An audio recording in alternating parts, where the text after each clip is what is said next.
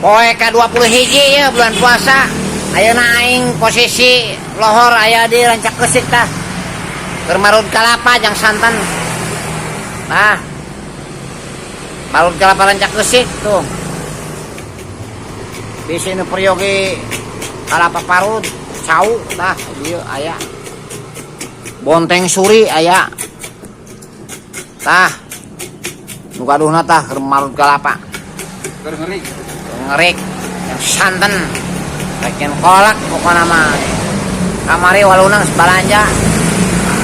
Karung. Ek kolak kabeh ku aing jang buka ke sore.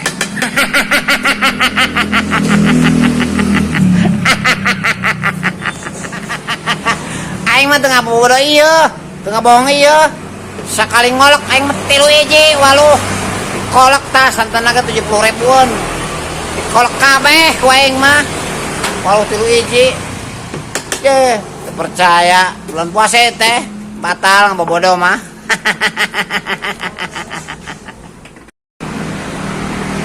Sing teu percaya tanyakeun ka tukang parut kalapana. Tah si gondrong sok ka dieu teu tanyakeun. Jaman nu sok bencelang-bencelung ngacamprung bae kitu cenah meui. Tah tanyakeun ya ka jama ieu.